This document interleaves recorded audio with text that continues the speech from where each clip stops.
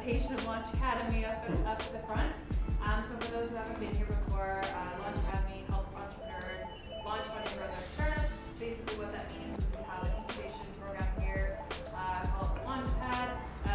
We are actually open for memberships right now. So if anyone knows of anyone who's looking for a space, you can go to launchacademy.ca and look at our membership info there. We also have a startup visa program which brings companies from all over the world to Canada. And we also have our lovely events, including Traction. If you haven't got your ticket yet, that's my plug. So thank you as well to our partner Angel. Angel essentially is an analytics platform that uses AI to match VCs and startups, and they help with this event, so thank you to them. And we also have our lovely panel and moderator. So Dinesh Swami is from Covalent. He's going to be moderating today. We have Sarah Goodman from Vital Signs, Monique Morden from Lendify, and Craig Slagle from Renko. So I'm going to hand the mic over to Ganesh, and good luck. Thank you, Alana. Super excited to be here, guys. So a small story about Covalent. I've been a tenant at Launch for about 2 years, and finally, after 2 years, closed a round of seed funding. So I think the scars are still fresh, and so I think I'm really looking forward to this. And thank you to the panelists for their generosity with their time. So let's just get started. So can you tell us a little about your current role and how you got there? Sure. Do we need to talk into that, or is this working? That should work. Okay. So I'm Sarah Goodman. I was the CEO of Vital Signs. We just brought on a new CEO. I'm the COO of Vital Signs. We're a health tech company from Vancouver, and we make products that measure science-backed health metrics that make sense to regular people to help them improve their health and live longer and healthier lives. So we developed a product called iHeart, and we've sold that for 3 years. We've done 3 rounds of funding, friends and family, like a seed A and a seed B. And yeah, we just passed our 1 million revenue mark. Awesome. Yeah. So. Awesome, good for you. So I'm Monique Gordon. I'm actually CEO of Lendify Technologies, but the route that I took to get here was I had started a startup, Mentio, which was out of Launch Academy, and did a little seed round, and went down to Techstars, did Techstars, tried to raise money there, and then got acquired by Lendify. So we were trying to raise money and couldn't raise as much as we wanted to. Got acquired by Lendify, and that gave us more runway, more gas in the tank.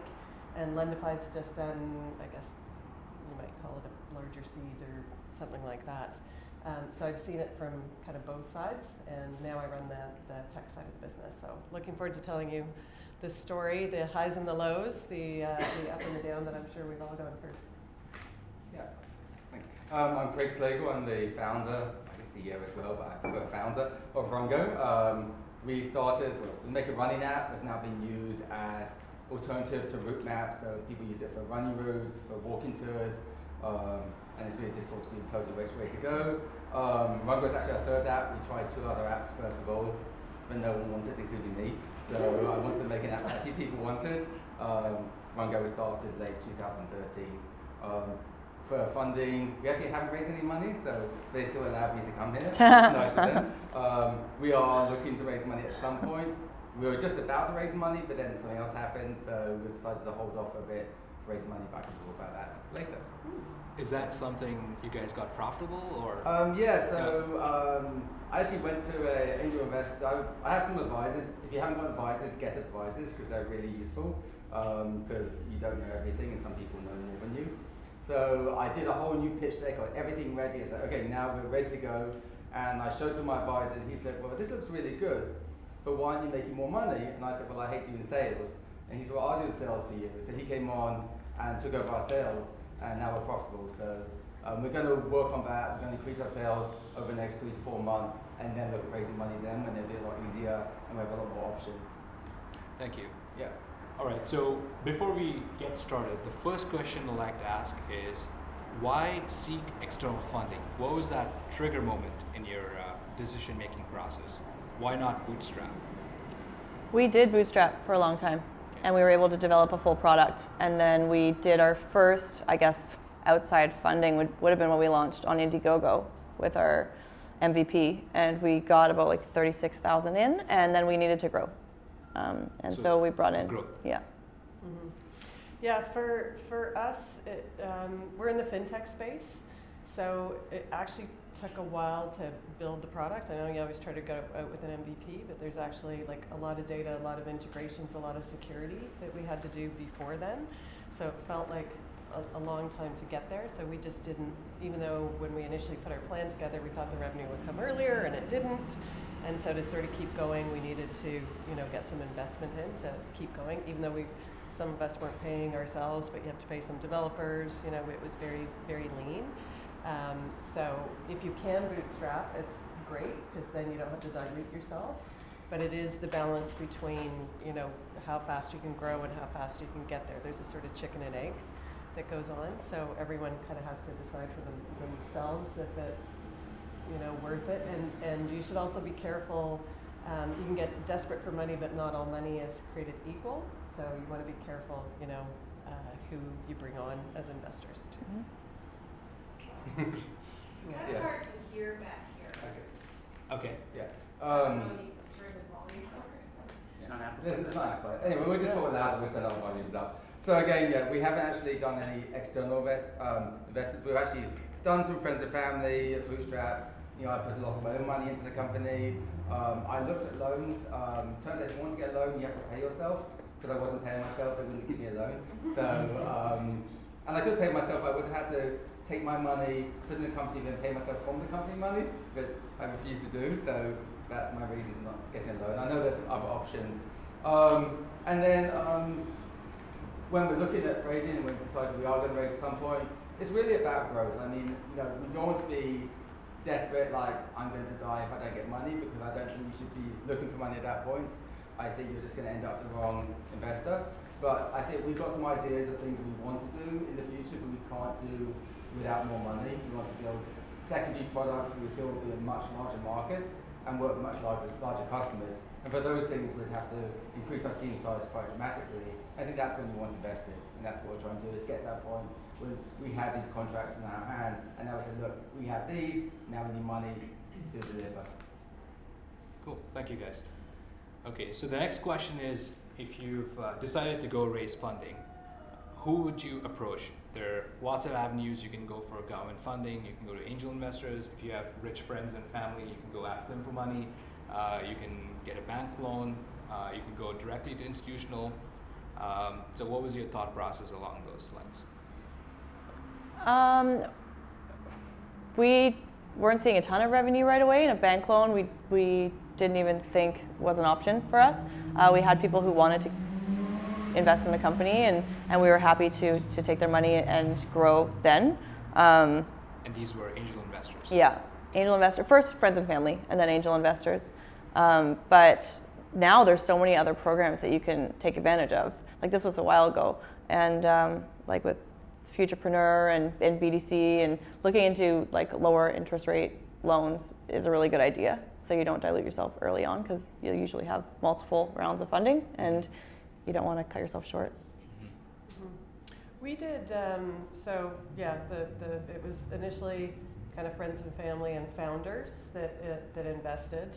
And then after that, we did do IRAP. I know IRAP, the amount of money they have each year sort of changes, and how much they put out and who they're giving it to. But we did manage to get some IRAP money. We also made sure that we put our SHRED claim in. So that was actually, for most of the money that was going out was going on the development side. So being able to put the SHRED claim in and get that money sort of helped with cash flow.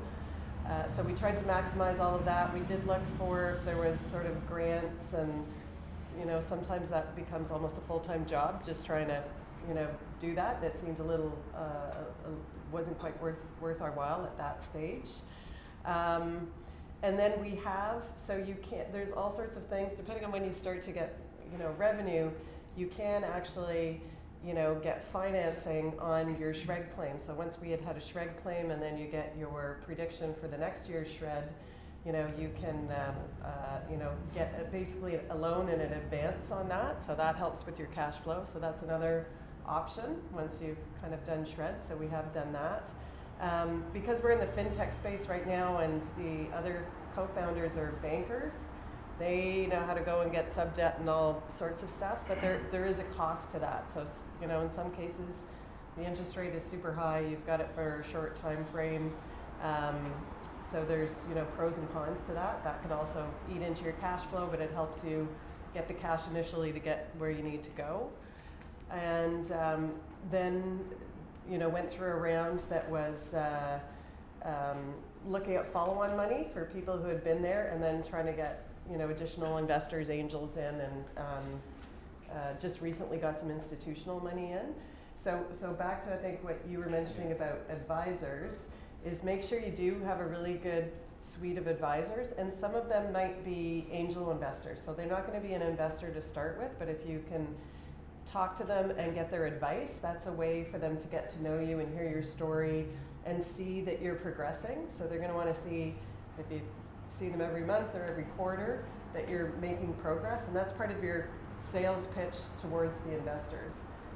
So like the guy that joined you, he's like, hey, this is good. This is so good. I believe it. Yeah. I want to, be a part of it. So if you can get smart money, like that's not just, that's perfect.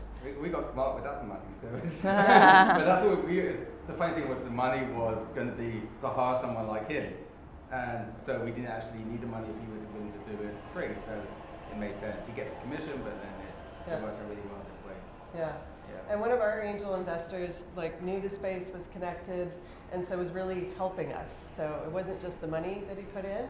He, was vested into the company and was, quite involved and super helpful. You could reach out, whether it was for connections and meetings or to strategize about stuff. So that, that was hugely, hugely valuable. Sorry. There's a question? Yeah, you mentioned about the shred. It does really make quite a lot of difference for a tech startup at the very beginning. Yes. Yes, yeah. So on the technical side, any developers that you're using, you get 60% or more back in whatever you've paid them. Whether you get more if they're an employee, but you still get a significant amount if they're a contractor. So it's definitely worth it. Even if it's $50,000 and you get $30,000 back, the next year, it's hugely valuable. I got my shred check today. Oh, very nice. We talk about the grants and things. I mean, we did IRAP.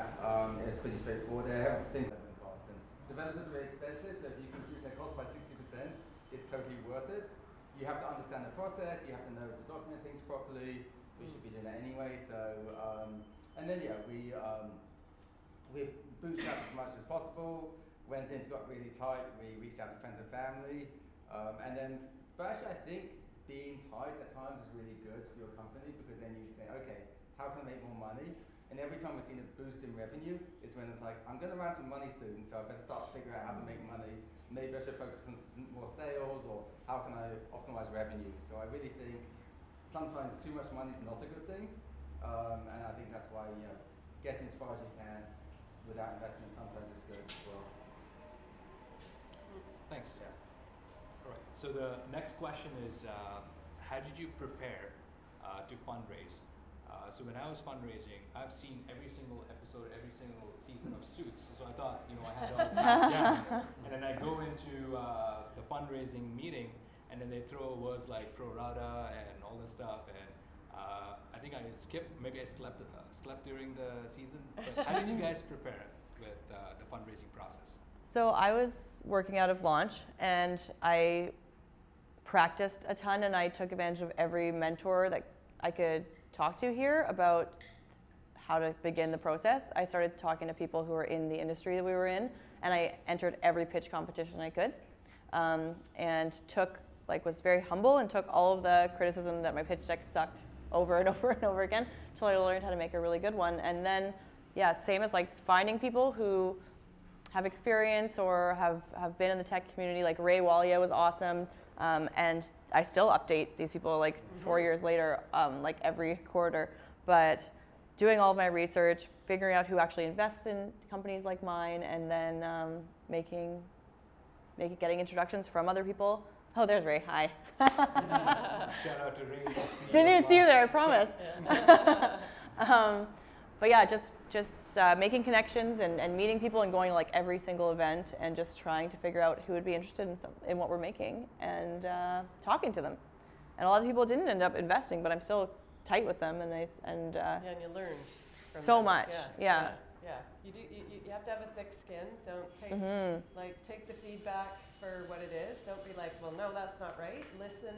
I always say perception is reality. So if that's the way they're perceiving it, then you've got to digest that and figure out how do you change it so that you're telling the story that you want to tell. Yeah, I lost so many competitions, but like there was, I got so much perspective out of it. Yeah. And I won some. Like, you know. Yeah. Yeah, you'll get better. It is practice, and then you need different versions of pitches. So you need if you've got someone for 30 seconds or a minute, what are you going to tell them? If you're going to have a 3-minute pitch, a 5-minute pitch, a 10-minute pitch, and who's the person? And who's what the are they person? like? Yeah. And then if you have an hour, and then you really have to be prepared because they might want to drill down however deep it goes. So it's practice, and you have to be concise on your story. Don't make it confusing. Don't go too far into details. Like I think that's the hard part. Is you can probably talk about your company for hours and hours, but it's not all going to stick. So it's how do you tell a story, and there's a pretty formulaic way to put your investor deck together and follow that format because all the investors are used to that. It's like, what's the problem? What's your solution? How big's the market? How are you different? What's your business model? What are your projections? What are you asking for? What's the team? Like it's pretty prescribed. So find a tight way to tell the story. I think, sorry, just before I go over, one thing that's been really helpful that I didn't do the first round was creating like a really nice investor funnel and breaking people down into like top priority, who's the contact, who do I know them through, and like being able to have it organized like a sales funnel was really helpful. Yeah, that's a really good idea, and you do need a lot, and it's hard. It's just like sales, except it's the other way. You might not be able to get a meeting with someone, or you keep trying, or you see who can make an introduction to them, or and the practice on the. I always say don't ask the prettiest girl in the room to dance first. So if you're going to a big heavy hitter angel investor, like you better have your shit together, and you don't go in and practice on them. Go practice on friendlies. There's so many people at places like this that will help you. Yeah. They're so happy to help you, and they'll rip you apart, but then it'll be better. Yeah. And the pitch, I did a ton of them as well. It's great because you have to be up there under pressure in a time frame. And I still occasionally go and do it if there's actual money you can get. So that's another way to get some money is there are some pitches where you it's not just for the glory, you can actually get some investment. So be aware of that and don't pay to pitch. Well, you can win money too at these things, and lots of actual investors go to these pitch competitions, and then they'll come up to you after. Yeah. So just like Sarah, I was also at Launch Academy, so I went to the pitch practice sessions, lots of that. Went to a couple of different pitch competitions, and then we both were at Dragon's Den. Yeah, that's a very different kind of pitching. Well, it definitely made me like study every little bit in detail about my company. But really, what I think really helped me with pitching was when I actually started listening to what they actually wanted to be your pitch. Because initially, you see a lot of pitches out there, and they're really great pitches on someone's product. And it's all about how wonderful the product is and how their product's going to change the world. And I believe my product's just as wonderful and also going to change the world. But a lot of investors want all the other information, the market, how you're going to use the money, and there's about 10 different things they want to see. If you hit all those points, you're going to be ahead of all the other pitches. So I hate pitching, and we don't like doing it, but I always try to, if they send me, here are things we want to see in your pitch, and I make sure I cover all of those if possible. I find it really helps with pitching. And it's like, but there's no room for my product, and sometimes my product has one slide. And I feel like, they're not getting the good stuff, but it's much better to leave someone wanting to know more than giving them too much information on the stuff, one thing, and missing out really critical stuff. Because some people say, well, you didn't talk about your revenue model, and then you're out. So, and you say, I have subscriptions, and measure revenue, 2 seconds you've covered that aspect. So it's really be cut down. I love the 90-second pitches, it's my favorite length, because I think in that you can't get too far. Anything over like 3 minutes, I find you get yourself in trouble with. I think the shorter pitch is always better if you can initially. Yeah. Cool. So let's unpack that a bit. When you go out and sell your product or your service, you have a marketing campaign and you generate demand. Yeah. And really what you're doing when doing fundraising is selling your company's equity. So is there an equivalent marketing campaign for fundraising or investors? I think there's an analogous, route to that. Like you say, you want to have your pipeline. So who's the list of people you're going to reach out to? You have to have a strategy on how to reach out to them. How, if it's, an email or if it's a phone call or whatever. Like I know I had different email templates trying to see who you could get, interested. And then we also, and we did this through Techstars, is you just create a list of your current investors and prospective investors and you send them their updates, your updates. So then even if they're sort of interested, they get to see how you're progressing, and you do sort of ask. So they see the wins, and you can also be honest about what you're struggling with or if you didn't hit your targets, because they like authenticity and they want to see that you're at least working through things. So that was a good strategy for us to sort of build the angel or the investor pipeline and kind of bring them along. So it's maybe a bit of sales that way, and then there is I think a bit of art in terms of how much you get and how you close it, and a bit of that even if it's a small round of like so and so's in, like raise in and so's in, and we're only raising this much, and here's your chance to get in at 100 or 20 or whatever it might be, to sort of there is a closing aspect to it, which is really tricky. To kind of coincide it with marketing, we actually we'll be raising a Series A early next year, and we're going to be doing a big PR splash with we just brought on someone who was the VP of Innovation at Adidas and sold his company, his tech company to Adidas, and we're releasing a new product. So we're going to wait for all of those announcements to splash it with and we're also raising in the TechCrunch and BetaKit and things like that. We're both in Canada and the States, so we can raise in both, which means we can't do IRAP because we're in both. But I think you can still do that kind of thing if you get into the publications that investors are reading, or a small business section in the Globe and Mail, or something like that. So to pair it as more of a marketing thing. But yeah, constantly updating and having people super excited and sharing your information and your updates with their, allowing people to share it with their network. Yeah. LinkedIn, Medium posts, things like that. Yeah. There is momentum too. If you win a pitch or if you're in an article or all of that, you can use that to promote yourself, because it starts to give investors the feeling of oh, there's stuff that's happening here and this is positive and it's external validation. So that's a PR campaign around it. That's cool. Great. So I think these guys got everything covered there, really, from that aspect of it. But yeah, I mean, it's really, again, we haven't done any external raising yet. We are looking at the crowdfunding as probably our first thing we may start with, just because we have a pretty good user base, and we think that'd be a good way to go to, because people seem to, so that may be a good start. But again, we're going to wait until we focus more on revenue before we, try to raise lots of money. But I definitely think, getting out there as much as you can, considering it like marketing and selling is important. I'm happy I now have someone who's a sales and marketing person and also an angel investor, so he should be able to help a lot with that. So I'm going to probably outsource it to him.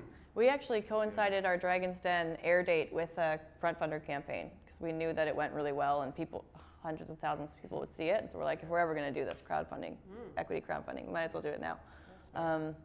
Just because we knew. And it worked. Yeah. Awesome. Okay, so next we'll talk about your perspective on how much to raise. How do you build that equation between how much you're going to raise, how much you want to burn, and how much runway you want? Well, I've done all of our financials and know how much we're spending to be making a certain amount every month, and then we want to grow. Obviously, we want to develop new things. We want to hire people. So and we want to be able to cover 12 to 18 months of the company's run rate. So we just take that all into consideration. But we also make money every month, so kind of just factoring in how much we actually need, because you don't want to give away too much of your company or raise too much. Like there's been some stories, I forget the name of the company, but they had raised like, I don't know, $10 million, and by the time someone wanted to acquire them, they still had like $7 million of venture funding in the bank, and like there goes so much of your equity. You don't want to be in that position. It happened to a big esports company just 2 weeks ago. They were sold for $400 million, but the common shareholders, the employees and the founders got nothing. Yeah, like imagine that happening. Oh, just rough. Yeah. Yeah, I mean, one of the first things an investor is going to say is, what's your current burn? So you really need to know your financials. If you're not paying yourself, or there's probably some costs. So you've got it. They're all very, very, very financially savvy. The world is run by accountants. So make sure you talk to that, because they're going to ask you to break it down if you say it's $5,000 a month, or they're going to say, well, what's that for? Are you paying yourself, and who are you paying? And then it'll be, what's your plan for the next 12 months or 24 months? And so if you want to hire people, then you say, I need 500,000 because I want to hire however many developers or marketing people, and here's how I'm going to use it. And so they're going to want to know that part of the equation, and then it's going to be like, well, what's that going to get the company? So are you going to be able to hit revenue? Is that still getting you to your MVP? How much revenue are you going to get?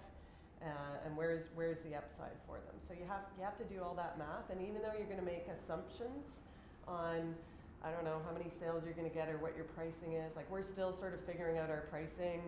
We learn something every time we talk to a different segment or a different type. We're like, oh, maybe we need to make it this or that, or do we charge setup or don't we charge setup? So but you just list your assumptions that are there, because they're going to ask you all of that. They're going to say, how much does it cost you to acquire a customer? So you better know what are your costs? Well, how long does it take you to do that? What's the average lifetime value of your customer? So again, you might be guessing at some of that. You're like, I think we can sell this for $100 a month, and I think they'll stick with it for 3 years, and here's what it is. So you just map that out, and then you're going to learn as you go along. And if you have a good, even an investor, so this is part of even with the feedback, you might have a meeting with an investor and they're like, well, I don't think your cost of acquisition is going to be $100. I think it's going to be 200. And then you say, well, why do you think that?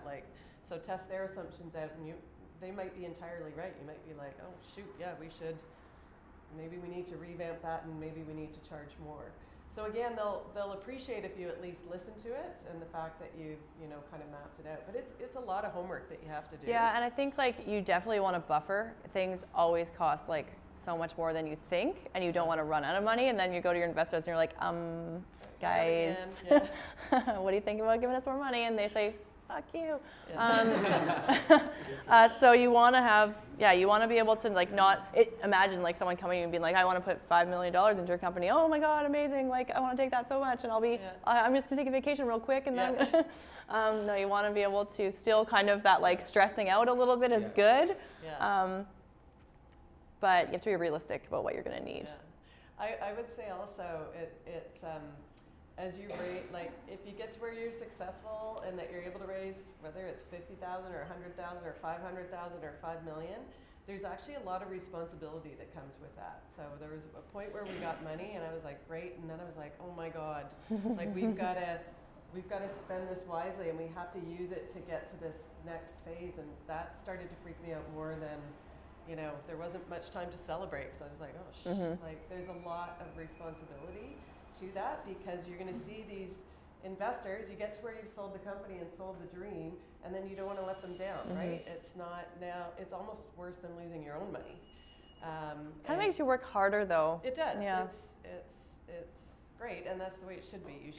It's not free money, right? Yeah. And it's, but yeah, just warning. So I think, definitely it's figuring out your costs, how much money you need. Earlier on, our burn rate was quite high, so we went for a lot of money initially. Now, because our product's developed, we're able to reduce our burn rate down to a very low value. But the trouble with raising money, if you ask to raise a small amount, people don't take you seriously. They just say get a loan or get friends and family. So I think really trying to raise less than 200,000 from any investor is hard. You can have individual investors. So one advice I got was like ask for more than you need. You don't have to completely close your round. You can ask for a bit more. You can say we're raising this much, but you say, well, when you get to a certain point, you can say, okay, that's enough. We can close it this time. It's not like Kickstarter when you have to hit the goal. You can change that number anytime you want. And a lot of angel investors will get some put in 10,000, 50,000. So you're going to get probably multiple investors that way. So we realize that number doesn't matter as much as long as you can explain how you're going to use that money and what that money is going to be used for. So I always have like two numbers in my head. I have a number that this is the number I need to keep alive and keep things going at the rate and do the essential things. And this will be money that we can use for growth. And this money that money will turn into more money. So I think you can look at those things and that will help sell that value. Someone says, why are you asking for $500,000? We say, well, we need 100,000 for the initial development, and then the extra 400,000, that's going to accelerate our growth up to like a 25 million revenue. And if you can explain that to them and show the numbers and show the reason behind it, but it's fine to have those two numbers in your head. So. Yeah, and I think if there's also the adage that, you know, take the money while you can get it. So if you're trying to raise $1.5 million or something and you can actually get two, then, you know, take it then. When we were at Techstars, they had, you know, advice, do you want, or if you start to quibble about valuation, like someone's willing to put however much in and you're like, no, it's worth 5 million, and they're like, I think it's only worth 3. It's the investor is always going to win on that one, and if you push on that and the investor walks away, it's like, do you want, you know, 100% of nothing or almost nothing, or do you want to have, you know, 50 or 60% of something that's going to grow bigger? So if you can get it to where an investor is interested, it doesn't mean roll over, but especially in the early stages, I think when you get to your stage, you've got more hard data to say where you're at and what a true valuation is. But in the early days, it's a team, it's the dream, it's the concept, and you might have to bend on that a little bit. Well, on the like people lowering your valuation, like we've had some shysty individuals try to like really get in there, and then again, that's taking the like not smart money. Yeah. But you do have to know what your valuation is. Yeah. Like I don't know, I've never taken money lower, but then again, it depends where you're raising. Like for me, if I talk to an investor in the States, like, oh, well, why isn't our valuation 5 million? Why isn't your valuation 30 million, and why aren't you raising 10? Yeah. Like I know these guys that just raised on an idea for 7. Like that's ridiculous. Like what are you doing? Yeah. And then And here it's a different market. in Canada, people are like, Yeah. Yeah. you have $1 million in sales, you might be worth 2. Yeah. Like, Yeah. This is a question for the audience. How do you evaluate your company in early stages where you don't have a customer, you only have a product, but still no customer, no revenue, and how do you evaluate? Yeah. Market size? It's tricky. Yeah, it can be market size. I think Competition? it's your team too. So if you've got, you know, data science people or great front end people, you can kind of think of it that way. If they were to acquire Or based on your the team, forecasting? based on your forecasting, and it's the potential. I think you know, that's what you're saying is if it's a huge market, and you know maybe you don't have a paying customer yet, but it looks like you've got something, then that's where you're sort of selling on the dream and the potential. So. It's pretty much what you put price on your product. Yeah, and there's comparables too. So if there's other companies that you know that are maybe a bit farther ahead of you, and you might be able to figure out what their valuation is, and you can use that to say this type of company and that you know they're at 10 million, they're at 5 million. So for me to say we're 4 million makes sense, or 3 million. So that's where you know your homework, know similar. The other thing is. If you're selling to an investor, often investors that like they'll like healthcare or they'll like fintech or whatever, they're going to know all of the startups that are out there. So you also have to do your homework on people in your cohort or who your competitors are, because they will ask you, well, you sound like you're really similar to company XYZ, and if you're like, oh, I've never heard of them, they're like, well, how come you haven't heard of them? Like, are you not? Have you got your head in your ass? You should be knowing who's out there and who you're competing against. So that's another area where you have to really make sure you know your homework and you can leverage them for your valuation. Yeah, and there's also there are a whole bunch of different valuation techniques. But I actually read an article and it's like how investors value companies, and there's like 10 different approaches, and you can actually do the calculations yourself. There's even I think some online calculators now to value your company. So really, what I've done is I've just asked, again, going back to my advisors, especially ones who are actually investors, say, how much do you think we should be worth? And and they may give me a lower value or a higher value, but you get a few of those numbers. Say, okay, that's what investors are saying our technology is worth. That's good enough for me, and I can use that. And I also look at other similar companies, similar size companies, similar stage companies, and say what are they worth with similar number of users, and then you just look at that and do the value based on that. And I also look at the amount of money I put into the company and how much I would like to get back as well. So it's like, I would never value a company less than the amount of money I would want to receive back if someone said, okay, yes, I think you are valued $5 million, here's a $5 million check. I want at least measure that money as the amount of money that I would accept. If someone's going to buy it. So it is like, as you said, it's like putting a price tag on your product. How much would you sell your product for? How much would you sell your company for? That's really what value is. There is sort of a time frame there where there's a sweet spot where you've got, let's say you have a really good idea, you've got a team, you've started to build like a prototype or part of the product, and you think like it's a big market, there's real potential, where you can sell on the dream, and you can sometimes sell more than when you start getting revenue in. Because as soon as you start to get revenue in, then it's like, well, you're making like $2,000 a month, so we're, it's like even at 10x, which can be generous. You're like, well, wait a second, that's not. It's different if you're like at 10 grand or 20 grand a month, and however you're tracking. So now at the stage we're at, it's becoming more about revenues. I'm sure it is for you too. And then it's how the revenues are tracking. But you can just be aware, sometimes you can have a nice sweet spot before you get into that revenue game, or too much on the user game, and you can try to raise on that. We raised before revenue. It was friends and family and grants, and then when we had actual angel investors come in, we had revenue, and a product out in the market. Especially Canada as well. I was just going to say that the angel investors. There's so many startups that are out there, so they can say, I want you to have some revenue to actually prove you got a working product and people are willing to pay for it, which I guess is fair enough. All right, so there's a question on here which I'm not sure why it's here. The question is, can raising money ever be considered greedy, in your opinion? If you're taking it home and going on a shopping spree. But they're signing. It's actually fraud, but. I don't know. They're signing up to help you grow your company, and they believe, like investors believe in you. I don't think that's greedy. Yeah, I don't think so. I mean, unless you're not going to use it to grow the company, or you don't have a reason to do it. I mean, I think most people, there's always a way to grow faster. Yeah. So. I think that happened a long time ago, but I think investors now are a lot smarter. I know a while ago, especially in in San Francisco, so I know then when there was a big tech boom, people were just getting silly money for silly ideas, and they were just going crazy with it and buying everything and just having a lot of fun, and then there was a big crash, and then that has gone away. So back then people were just making money on the stupidest idea ever. It's here, we have a website, here's $10 million. Actually know someone who did that. Well, actually, Dropbox bought a $500,000 metal bear for their. Yes. Something okay, that's greedy, I guess. Yeah.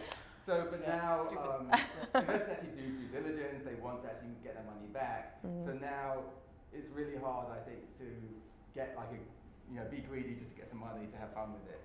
I don't think you can do it, especially in Vancouver. That would never happen. Yeah. I did a couple of pitches down there, and again, it's changed a lot.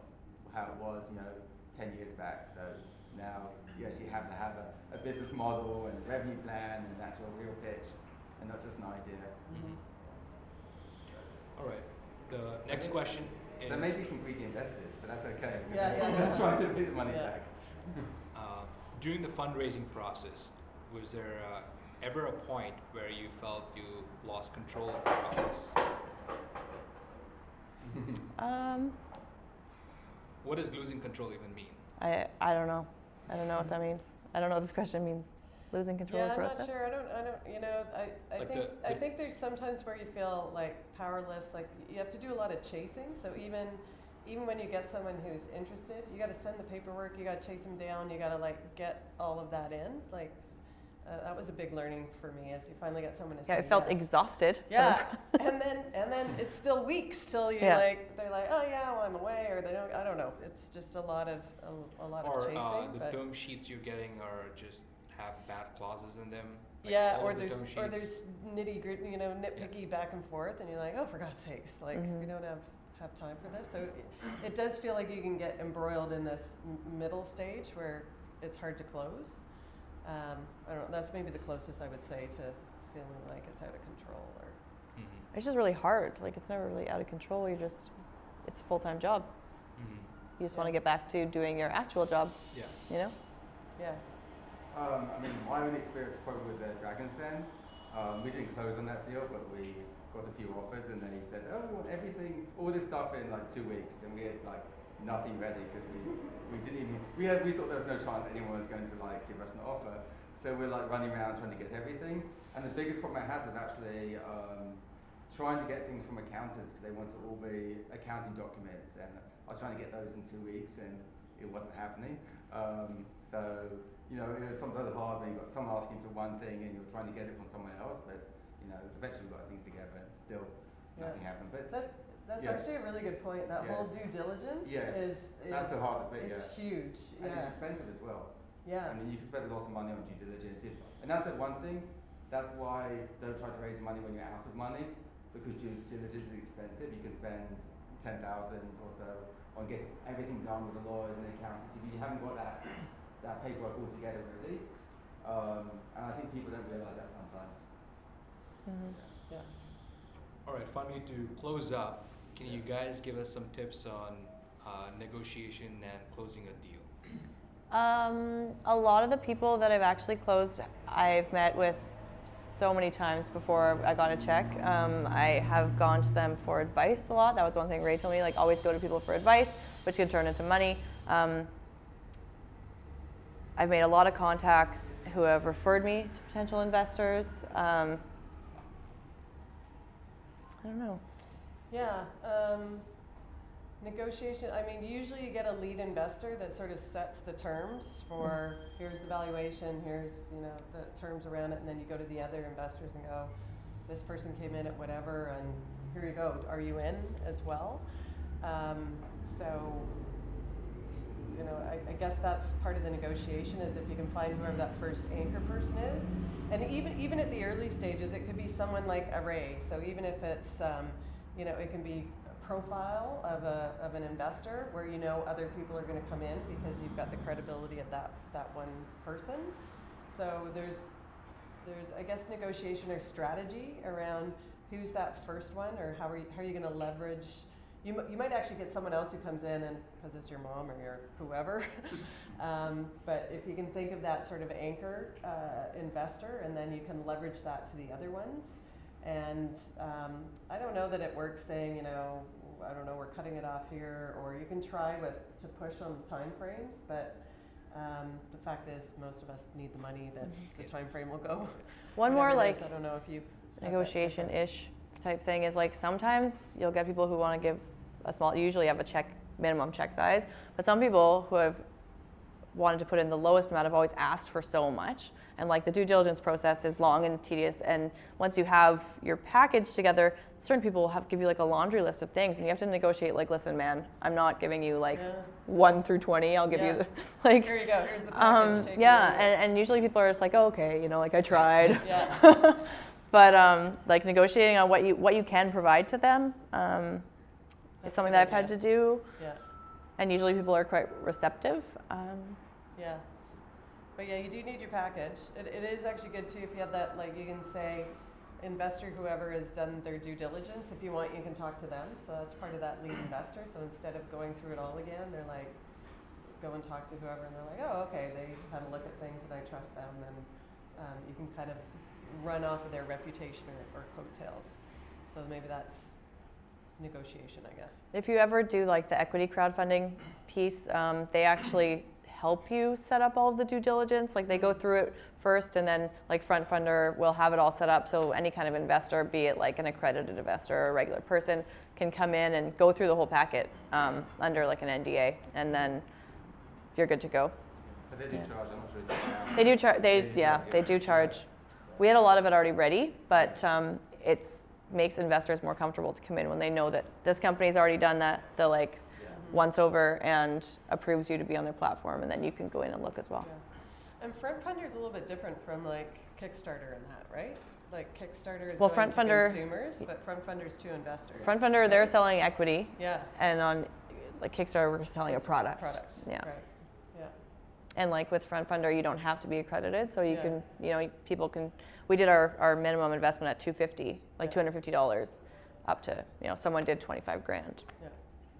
and Craig invested. Yeah. Yeah. So I wanted actually just go through the process, so I was like, I don't want to invest in you because you're a cool company. But, yeah, I think my one is, good lawyer. I think it's really important because whenever talking to anyone, like having someone get everything in order. So we have our company, when they're invested, is investor ready. Our lawyers got everything set up in such a way that if we need an investor, that can be done fairly simply. Advisors, again, I'd always talk to my advisors. I may even have someone come in to. I think I would be too nice in a closing deal because I'd probably just say yes to anything. So I'd probably have an advisor come in with me, or someone with experience on negotiation and closing deals. Just because I'm more of a technical founder, and I'm just excited someone's interested in our product. I went to one meeting and they were willing to offer like, a silly low amount. That was too low, but you wanted this, know what your minimum is, but talking to advisors is always important, I think, or having someone who has some experience in closing deals before you walk into a room with someone is good. Well, thank you guys. We have some time for questions from the audience. All right, guys, we're done for now. Thank you so much for your generosity. Yeah. I had a lot of fun. You guys had a lot of fun too. See you around. Thanks, guys.